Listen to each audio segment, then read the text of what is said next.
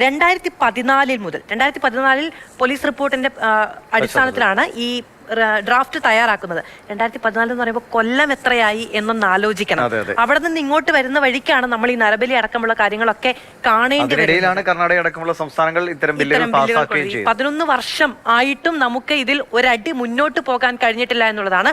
നമ്മൾ ഇനിയും പരിഗണിച്ചുകൊണ്ടിരിക്കുകയാണെന്ന് പറയുമ്പോൾ നമ്മൾ അതിനോട് കാണിക്കുന്ന ആത്മാർത്ഥത എത്രയാണെന്ന് ആത്മാർത്ഥമെന്ന് ആലോചിക്കണം.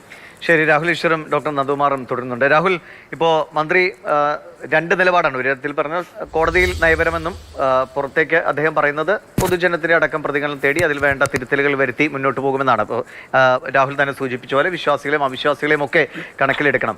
അത് രാഹുൽ ഈ പറയുന്ന പോലെ അത്ര എളുപ്പമാണോ നമ്മുടെ നാട്ടിൽ ഈ കാര്യങ്ങളെന്നാണ്. അപ്പോൾ പലവിധ വിശ്വാസങ്ങളുണ്ട്.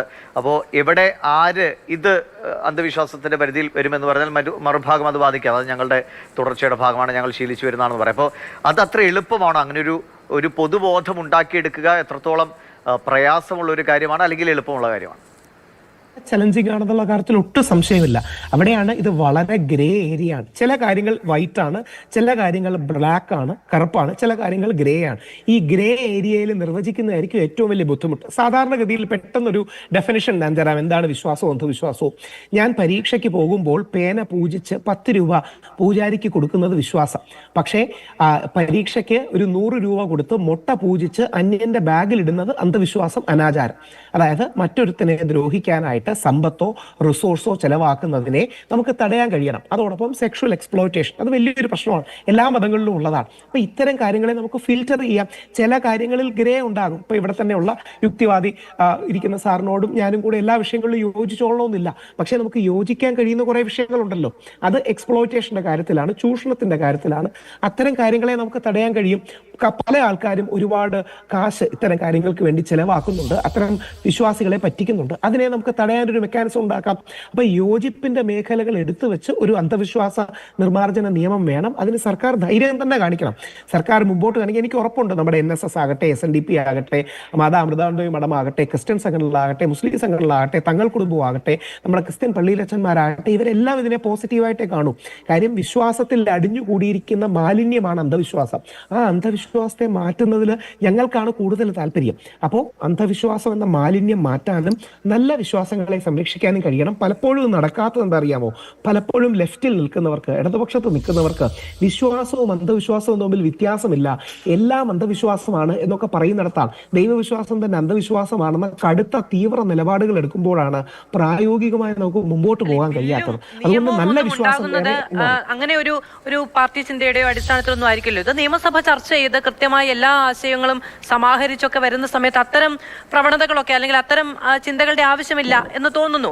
ഇപ്പോ ഇങ്ങനെ ഒരു നിയമം വരിക, അതിൽ തന്നെ സർക്കാർ അഭിമുഖീകരിക്കുന്ന മറ്റൊരു പ്രശ്നം ഇത് സംസ്ഥാനത്തിന് സാധ്യമാണോ എന്നുള്ളതാണ്. ശരിയാണ്, പല സംസ്ഥാനങ്ങളും ഇത് ഇങ്ങനെ ഒരു നിയമം നിർമ്മിച്ചിട്ടുണ്ട്. എന്നിരുന്നാൽ പോലും ഒരു കേന്ദ്ര നിയമത്തിന് ചുവട് പിടിച്ച് നിർമ്മിക്കാൻ കഴിയുന്ന സാധ്യത അവിടെ അവശേഷിക്കുന്നില്ല എന്നുള്ളത് സർക്കാരിന് മുന്നിലൊരു ആശങ്കയാണ്. എനിക്ക് തോന്നിയ ഒരു കാര്യം, പല സംസ്ഥാനങ്ങളിലും ഓൾറെഡി നിർമ്മിച്ചിട്ടുണ്ടല്ലോ. മഹാരാഷ്ട്രയിലാണ് ആദ്യം വന്നത്. മഹാരാഷ്ട്ര അടക്കം പല സംസ്ഥാനങ്ങളും അത് ചെയ്തിട്ടുണ്ട്. നമുക്ക് അതിന്റെ മോഡലിൽ പോകാം. ഞങ്ങളടക്കം വിശ്വാസികളുടെ ഭാഗത്തുനിന്നും അങ്ങനെ സജഷൻ വന്നിരുന്നു. പ്രധാനമായി ഇന്ന് പ്രശ്നമെന്ന് പറഞ്ഞാൽ നമ്മുടെ ഈ നിയമമായിരിക്കണം, ഒരു പ്രസംഗമായിരിക്കണം. നമ്മൾ കയ്യടിക്ക് വേണ്ടിയുള്ള കവലപ്രസംഗമാകാതെ സീരിയസ് ആയ പ്രൊവിഷൻസും പല്ലുള്ള നിയമങ്ങളും കൊണ്ടുവന്ന് ചൂഷകരെ തടയാൻ വേണ്ടിയുള്ള ഒരു സ്പേസ് ഉപയോഗിക്കുക. ഇതിപ്പോ ഉദാഹരണം ആഭിചാരം, ദുർമന്ത്രവാദം, ഇത്തരം കാര്യങ്ങളൊന്നും ഒരു വിശ്വാസിയും അംഗീകരിക്കാത്ത കാര്യങ്ങളാണ്. പക്ഷെ ഇത് ചെയ്യുന്ന ആൾക്കാരുണ്ട്, അവരെ തടയണം. എന്നാൽ നല്ല കാര്യങ്ങളുണ്ട്, നല്ല വിശ്വാസങ്ങളുണ്ട്, ഹാംലെസ് ആയ വിശ്വാസങ്ങളുണ്ട്, ഗുണം ചെയ്യുന്ന വിശ്വാസങ്ങളുണ്ട്. ഇതിനെ നമുക്ക് സംരക്ഷിച്ചുകൂടെ? ഇപ്പൊ നരബലി ശരിയാണെന്ന് ആരും പറയില്ലല്ലോ. ഇത്തരം ഒരുപാട് കാര്യങ്ങൾ നമ്മുടെ സമൂഹത്തിൽ നമുക്ക് മാറ്റി നിർത്തിക്കൂടെ?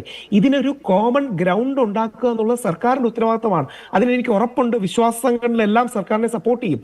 വിശ്വാസികൾ ഗവൺമെന്റിനെ സപ്പോർട്ട് ചെയ്യുമായ ഇനീഷ്യേറ്റീവായി മുൻപോട്ട് വന്നാൽ. ശരി, ഡോക്ടർ നന്ദകുമാർ, ഇപ്പോൾ അങ്ങ് തന്നെ നേരത്തെ സൂചിപ്പിച്ചു പൊതുജനങ്ങളുടെ ഒരു അവബോധം ഉണ്ടാക്കിയെടുക്കുക എന്നത്. അത് ഇപ്പോൾ രാഹുലൊക്കെ സൂചിപ്പിച്ച പോലെ എല്ലാവരെയും പരിഗണിച്ചുകൊണ്ട് മുന്നോട്ട് പോവുക എന്നാണ്. മന്ത്രി പറയുന്നു പോരായ്മകളുണ്ട്, അത് തിരുത്തുമെന്ന്. ഇത് കേരളത്തെ സംബന്ധിച്ച് വളരെ സങ്കീർണമായ വിഷയമാണെന്ന കാര്യത്തിൽ തർക്കമില്ല. അങ്ങയുടെ ഒരു മനസ്സിൽ എങ്ങനെ ഇത് സാധ്യമാകും? ഇപ്പോൾ രാഹുൽ പറയുന്ന പോലെ എല്ലാ മതസംഘടനകളും അല്ലെങ്കിൽ സമുദായ സംഘടനകളും ഒക്കെ ഇതിന് ഒരുമിച്ച് നിൽക്കുമെന്ന് അത് നമുക്കങ്ങനെ പറയാനേ കഴിയുള്ളൂ. അത് എത്രത്തോളം പ്രാവർത്തികമാകുമെന്ന് സംശയമുണ്ട്. അതത്ര എളുപ്പമാണോ? അല്ല, അതിന്റെ ശ്രമം നടക്കണമല്ലോ. ശ്രമിക്കുമ്പോഴാണ് എതിർപ്പുകൾ പുറത്തു വരുന്നത്. അപ്പോൾ നമ്മളിപ്പോൾ ഒരു ആശയം മുമ്പോട്ട് വെച്ചു കഴിഞ്ഞാൽ അത് പൊതുജനത്തിന് മുമ്പിൽ ഇടുന്നു, അസംബ്ലിയിൽ പറയുന്നു, അസംബ്ലിയിൽ എല്ലാ പാർട്ടികളും അതിനോട് യോജിക്കുന്നു. ഇങ്ങനെയൊക്കെ വരുമ്പോഴത്തേക്ക് അതോട് എതിർപ്പുകൾ ഡൈല്യൂട്ട് ചെയ്ത് പോകും.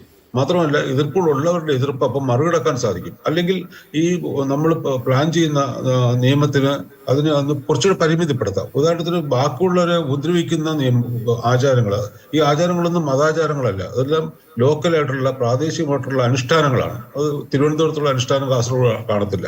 അമ്മാതിരിയുള്ള അനുഷ്ഠാനങ്ങളാണ്. അതൊക്കെ തടയാനായിട്ട് പ്രയാസമൊന്നുമില്ല. ഈ ശൂലം കുത്തലെന്ന് പറയുന്നത് തിരുവനന്തപുരം, കൊല്ലം, പത്തനംതിട്ട ഭാഗങ്ങളിലേ ഉള്ളൂ.